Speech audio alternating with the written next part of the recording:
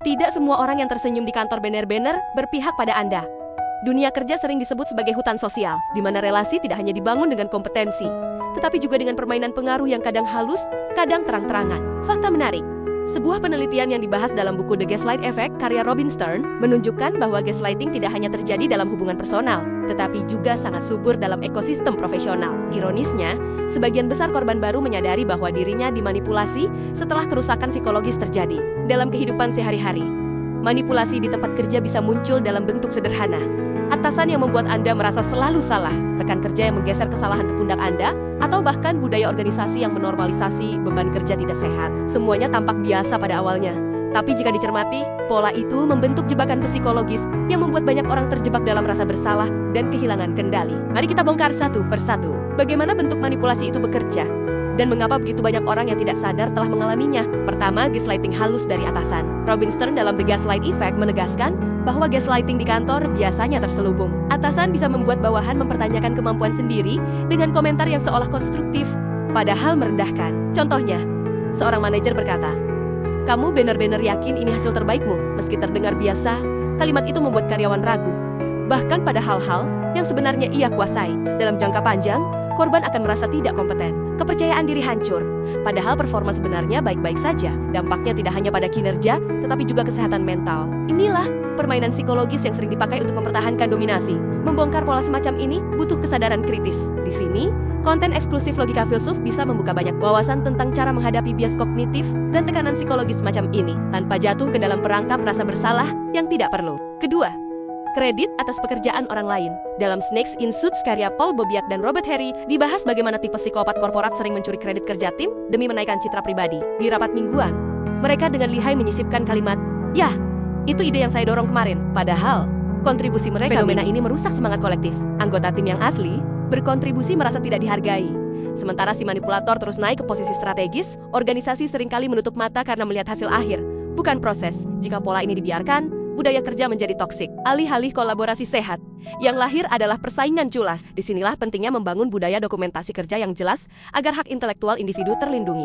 Ketiga, overloading tugas dengan dalih penghargaan. Buku Toxic Workplace karya Michelle Kusi dan Elizabeth Holloway menjelaskan praktik manipulasi melalui beban kerja. Karyawan yang dianggap berdedikasi justru sering dijadikan sasaran untuk diberi tanggung jawab tambahan tanpa imbalan setara. Pada awalnya, korban merasa dipuji karena dianggap mampu. Namun lambat laun, ia menyadari bahwa itu hanyalah cara halus organisasi mengeksploitasi. Perasaan bersalah jika menolak membuatnya terus menerima beban berlebihan, hingga kesehatan fisik dan mental terkikis. Kondisi ini umum terjadi di banyak perusahaan modern yang menormalisasi lembur. Di balik jargon loyalitas, seringkali tersembunyi bentuk manipulasi sistematis.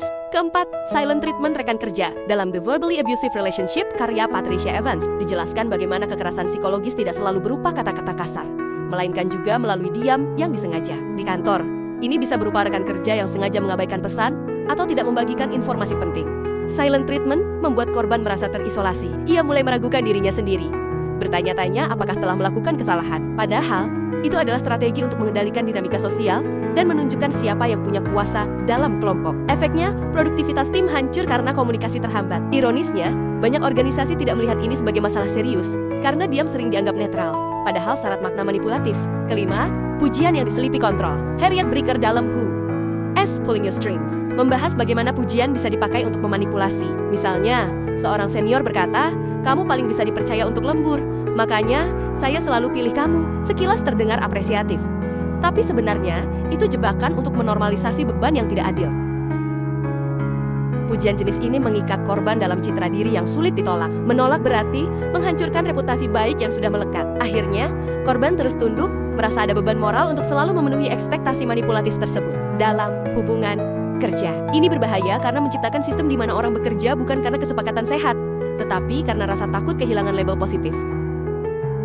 Keenam, ancaman terselubung tentang karier. Di buku Corporate Confidential karya Cynthia Shapiro, praktik manipulasi karier dijelaskan gamblang. Ancaman halus seperti, "Kalau kamu tidak ambil proyek ini, saya tidak bisa pastikan penilaian tahun depan bagus," sering digunakan untuk menekan karyawan. Ancaman ini tidak selalu eksplisit, justru karena samar, korban sulit melawan. Rasa takut kehilangan promosi atau bahkan pekerjaan membuat banyak orang patuh tanpa bertanya. Manipulasi ini sangat efektif karena memanfaatkan kecemasan eksistensial seseorang di dunia kerja. Dalam jangka panjang, lingkungan yang syarat ancaman halus melahirkan kepatuhan semu, bukan loyalitas sejati. Organisasi mungkin mendapatkan hasil cepat, tapi kehilangan komitmen mendalam dari para pekerjanya.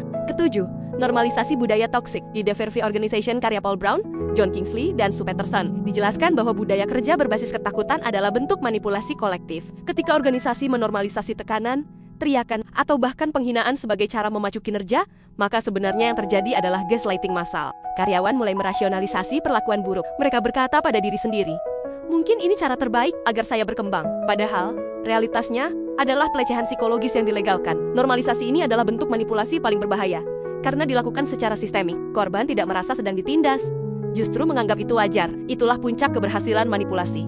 Membuat korban membenarkan ketidakadilan yang diterimanya. Manipulasi di tempat kerja bukan sekedar drama personal, melainkan fenomena struktural yang merusak produktivitas dan martabat manusia. Jadi, menurut Anda, dari 7 contoh di atas, mana yang paling sering Anda temui di lingkungan kerja? Bagikan pengalaman Anda di kolom komentar, dan jangan lupa share agar lebih banyak orang sadar bahwa yang tampak normal belum tentu sehat.